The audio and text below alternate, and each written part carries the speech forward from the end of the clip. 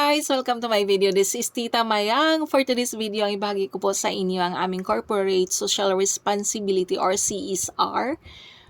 Isang taunang commitment ng aming company na tuwing buwan ng December ay nagsasagawa ng mga programa. Ito, like for example, na kapagbigay ng positive and lasting impact sa komunidad at sa kalikasan natin. Para sa amin, ang CSR ay hindi lang isang activity, kundi isang core value na isinasabuhay ng aming organization.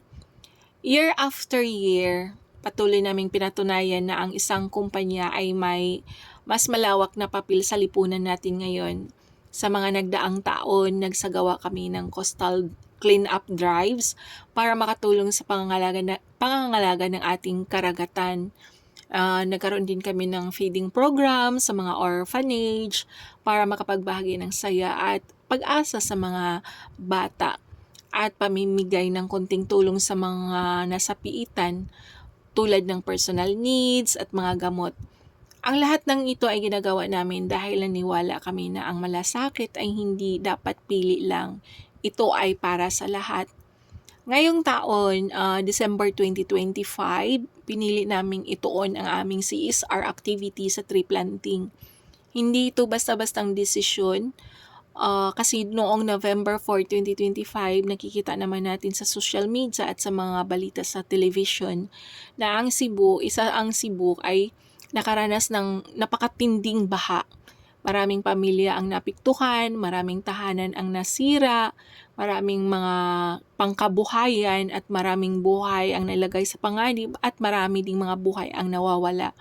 Isa itong wake-up call para sa ating lahat na ang kalikasan ay may hangganan at kailangan na nating kumilos ngayon. Bilang isang company or kumpanya na bahagi ng komunidad na ito, naniwala kami na hindi sapat ang makiramay lang. Kailangan na nating gumawa ng action. Kailangan na nating kumilos, o di ba? Maaring hindi namin kayang solusyonan ang lahat ng problema, pero naniwala kami na kahit maliit na hakbang, kapag tuloy-tuloy at may malasakit, may malaking epekto.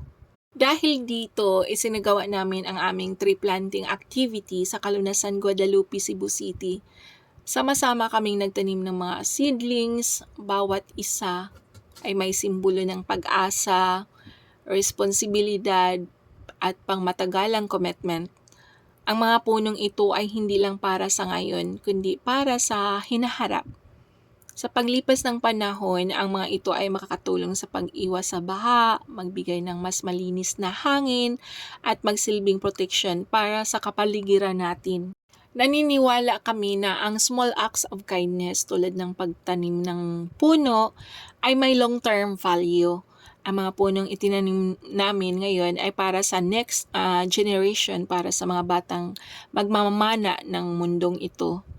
Ito ang aming munting ambag upang masiguro na mayroon silang mas ligtas, mas luntian at mas sustainable na kinabukasan. Sa corporate perspective, ang CSR activity na ito ay bahagi ng aming long-term commitment sa sustainability, environmental responsibility, at community partnership.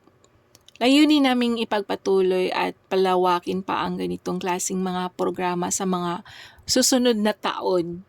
Hindi lamang bilang obligasyon, kundi bilang bahagi ng kung sino kami bilang isang kumpanya or empleyado. Sa bawat punong itinanim, may kasamang pangako na tuloy naming alagaan ang kalikasan, pangako na patuloy kaming magiging kaagapay ng komunidad, at pangako na ang bawat hakbang na ginagawa namin ngayon ay may malinaw na layunin ang mag-iiwan ng positibong pamana, hindi lang para sa negosyo kundi para sa lipunan. Sa huli, taos-puso po kaming nagpapasalamat sa mga bosses namin or sa mga boss namin or sa lahat ng mga empleyado, partners at volunteers na nakiisa sa aming CSR tree planting activity. Ang inyong oras, lakas at dedikasyon ang tunay na puso ng programang ito. Sama-sama nating patunayan na ang tunay na sukatan ng tagumpay ay hindi lang sa kita, kundi ang positibong impact na pwedeng maiiwan natin sa komunidad at sa kalikasan. Maraming salamat po at patuloy nating magtanim ng pag-asa para sa ngayon, para sa Cebu at para sa susunod na henerasyon.